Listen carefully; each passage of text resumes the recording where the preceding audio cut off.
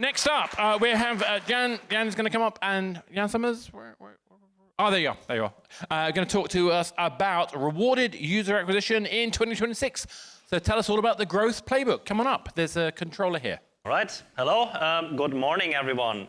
My name is Jan. I'm COO here at Almedia, and I'm going to guide you over the next 15 minutes a little bit through our predictions, what we're going to think is going to happen in this year and Rewarded. What are the main changes, the main hypothesis, and I guess how can you profit from it? What do you need to do to make the most out of it if you are using Rewarded or planning to do so? So without further ado, it's going to revolve around two main hypotheses. So the first one is going to be about how rewarded apps will catch up in terms of access and allocation with the more classic and traditional UA channels. So the good news is not much is going to change for you except for the fact it's going to be even more easier and even more scalable. While the second point is going to be about how the engagement economics and the rewards in Rewarded is going to require potentially you to work even more closer with your product team and the monetization team to get the most out of Rewarded UA. So the first part, let's actually talk about what is access, allocation, engagement, and essentially for us it's kind of the main journey of user acquisition. So the first step is the access to gamers. The UA channel you're using, are the high quality people there, the ones with a high likelihood of being engaged, interested in the game, obviously, hopefully also spending, and also the volume to ensure scalability. Once you have those, it's about the efficient allocation. So matching the gamers with the right games. It's about the data-driven understanding of the user preferences, the real-time bidding to do this as quickly as possible, again, to increase their likelihood of becoming a high quality and spender. And then the last step, this is actually materializing that likelihood in terms of the engagement. So what do they actually do after they install the game in day 0, day 30, or day 360? Are they actually spending money and driving value in your games? And so here's a bit of an overview of how we view the landscape. So obviously the classic UA channels, your mobile DSP, social media, Google, and App Store. So this is all about access and allocation. So classic DSPs and AppLovin, they may not have the scale, but they're really, because they don't have their own user base, they're just mediating.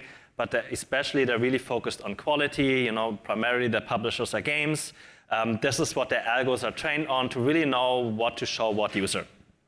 Social media, Google, Apple ads, their strength is essentially the volume. Essentially the entire population are on at least one of them. So of course also the gamers are going to be there. And while they might not be specialized on games, there's still enough sufficient data, and they enable you to optimize your ROAS or building lookalike audiences to get the right users. But obviously, none of them actually really foster the engagement, because that's not what they're doing, and this is really what Rewarded is about. So especially if you're looking into, let's say, the more classic, older Rewarded channels, so offer walls, networks, or Rewarded videos. So they are, of course, also driving the engagement rather short-term. But again, they don't have their own user base, so that means the quality and the volume really entirely depends on the third-party publishers that they're integrated with. Again, they also don't have any sophisticated allocation. It's really just targeting via CPI. And again, the quality really depends on the publisher. And this is the thing that's going to, or this is actually changing of what started in the last year and it's going on this year, that the newer generation of rewarded apps, so the ones that actually have their own user base, which enables them to drive the volume and the quality on the access side, and also they're getting more and more sophisticated in terms of allocating. So really now after 2-3 years of having a huge database and so having a huge user base, understanding the users, matching them with the right game, and also starting more sophisticated bidding systems. So let's start just with the access part. So already we actually conducted a study, and this is already something actually I presented exactly 1 year ago here with the users. And we already here heard that around 50% of gamers at some point, mobile gamers at some point had some experience with rewarded platforms. So in the US, that's 100 million users alone, and that is just really old data from last year. So a lot has changed actually over the last year. More and more users have used it, so we can probably say safely 100 to 150 million users now in the US have some experience with Rewarded. So there is the huge volume. And Just ourselves as an example, we ourselves acquire around 3 to 4 million users per month into our platform. Free-Cash have hit like 60 million users a few weeks ago. And at the beginning of this year, our app was number 2 in the iOS store in the US. So there is a huge amount of volume there. Of course, we still don't compete with the likes of Meta, Snapchat, Google, or App Store in terms of volume, in terms of the user base. But, and this is then what we are again different, it's about we're highly specialized on gamers. Because rewarded, if it's done well and if it's done good, it serves to some extent as filter, Sure, we also funnel through a lot of maybe low quality users at the beginning, but over the time, if it's done well, these people don't earn anything, they're not really getting much out of rewarded platforms if they're not really gamers, so they're filtered out. And what's kind of left over on the rewarded platforms, the long-term users there are really gamers. So again, meaning of course also all the advertisers and games advertising, they're getting access to those gamers.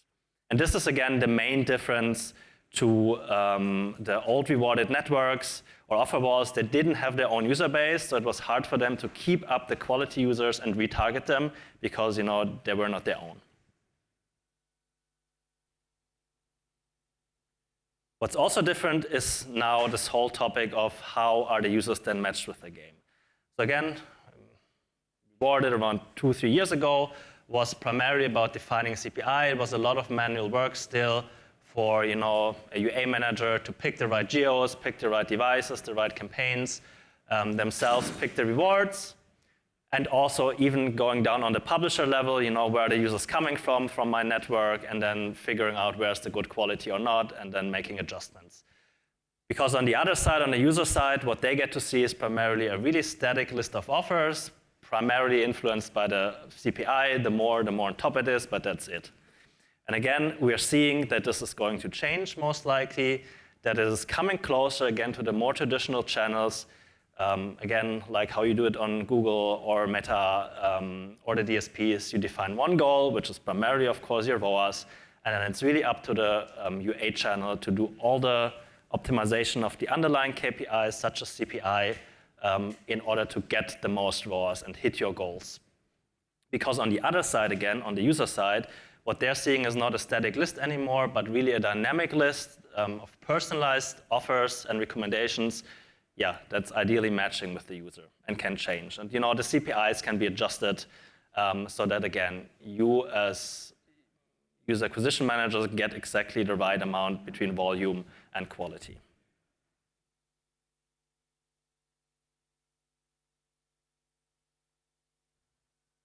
Yeah, and so this is basically, again, I'm saying these predictions because we are also doing them.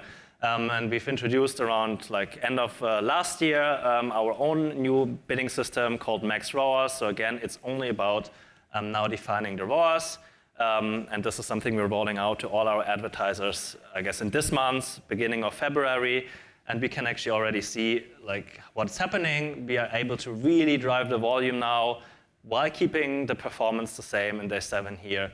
Because we are now flexibly able to adjust, for example, the CPIs and drive the volume in the right geos and the right campaigns and, in order to scale.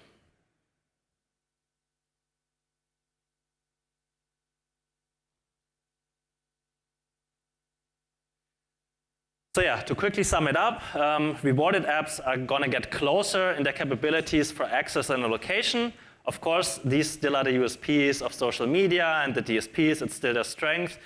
While the USP of rewarded apps is, of course, the really part on the end, which is driving the engagement after the install, after the allocation.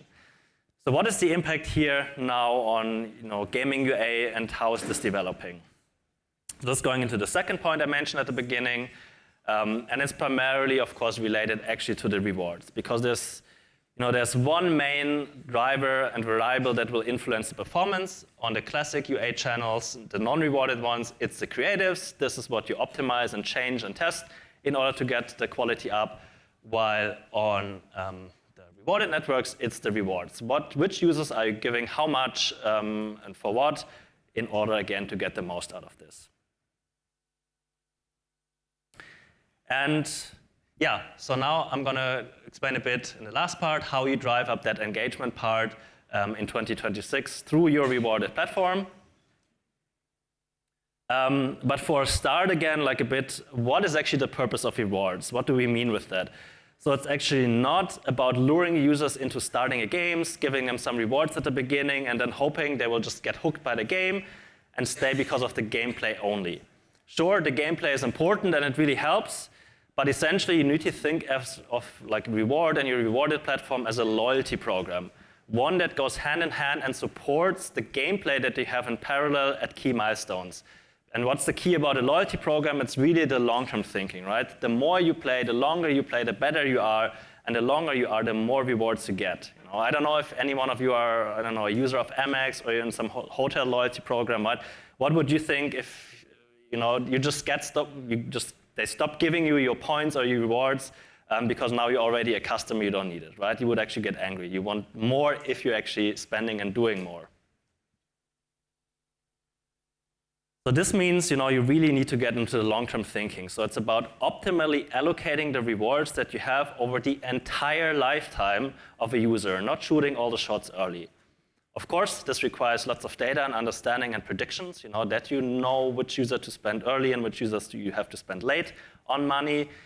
But again, as the rewarded platforms now have like 2 or 3 years of experience, they should know this better and better.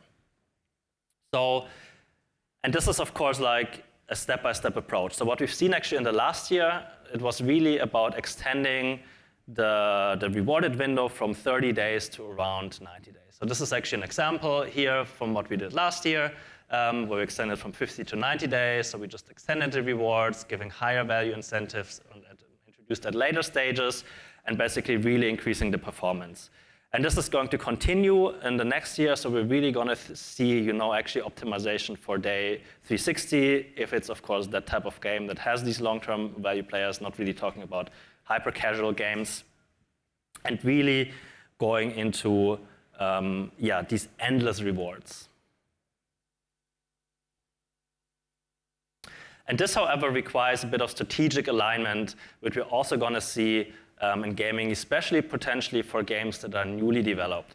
And this is really making sure that these two reward funnels that we have, so one is the in-game reward funnel, right, which is about like the gaming rewards, the stars and the things you earn and the fun of the game in itself, and then we have also the reward or the engagement funnel that is in parallel happening on the rewarded platform. And ideally, you actually need to build them in a way that they complement each other. So you know that somehow, for example, the events and the milestone that can reach on the rewarded platform are some form of side quest, right? So it really complements the game that you have. Yeah, but the question is basically, who is doing this, right? If I'm building a new game, who is actually thinking of like the reward channels?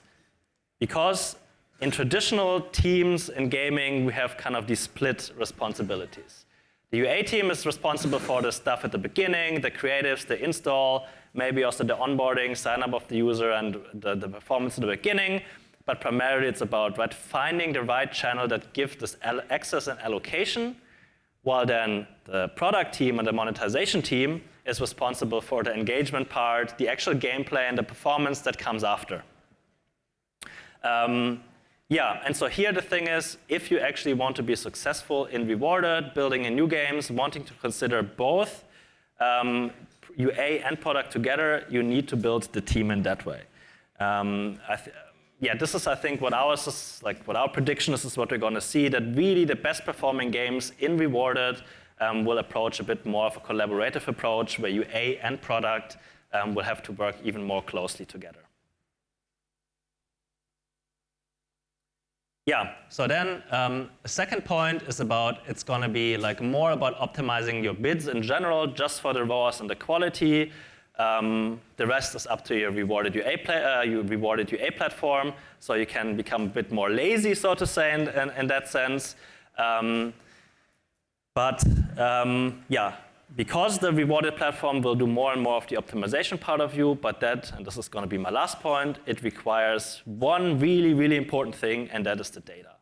So what we're also going to see is that, as game, they need to share even more data than what they're currently doing, because this is the thing that enables the rewarded platform to actually optimize. Because in that whole, it's not about actually only the UA team and the product team working together and collaborating, it's actually also working together with the rewarded app. Because the game decides, what events and actions to send to the rewarded UA platform and how they could complement best with the game that they have. But it's really up to the rewarded UA platform to decide, okay, which users actually get how much reward and for what event, and this is really up to the UA platform. And so there's a couple of points that you then need to do.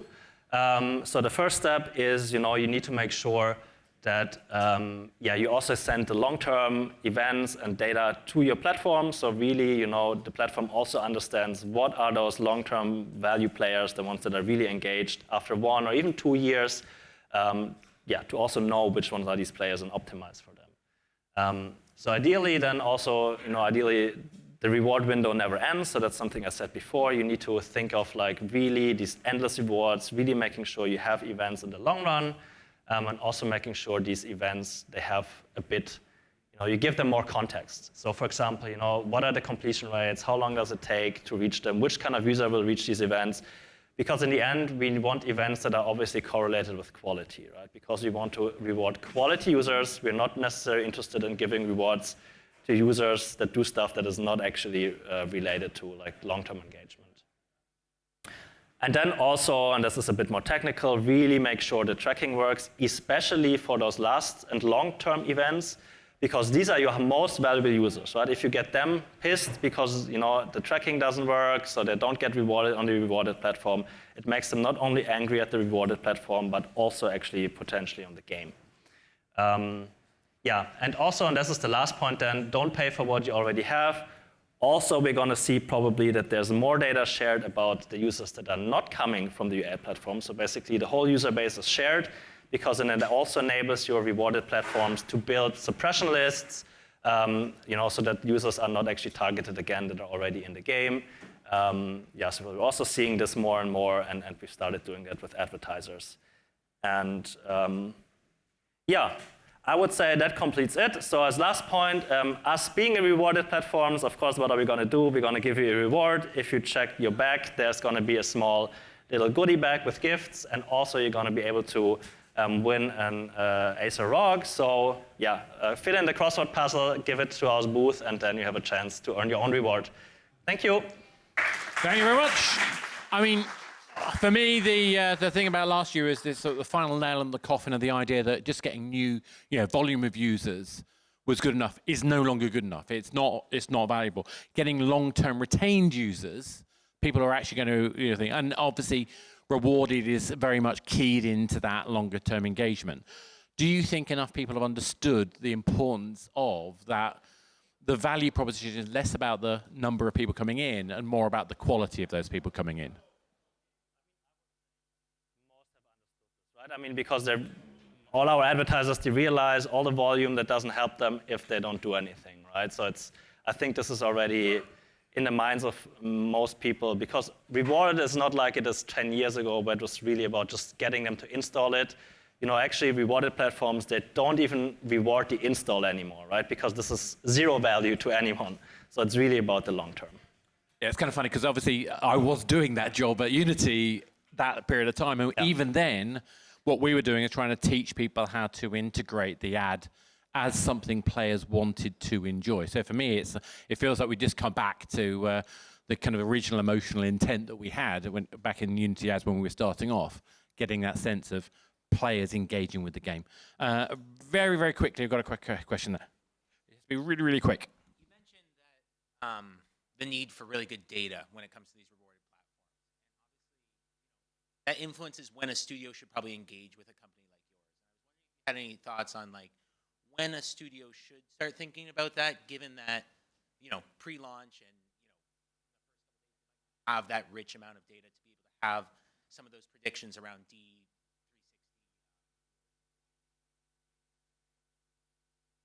Yeah, I mean, it's not necessary, of course, well, that basically depends a bit on your trust, right? I mean, because you don't have potentially your own, let's say, predictions and your own analysis already of the progression. But that's also not necessarily bad, because what we've also seen, right, because we are actually working quite different in terms of our progression compared to other traditional channels, right? So even though you have maybe the data of how your progression is from users coming from Meta or Google, the progression of rewarded is going to be different, So in any case, you're going to see different ROAS curves and so on. So it doesn't actually matter if you start early because there's going to be differences and you need to learn.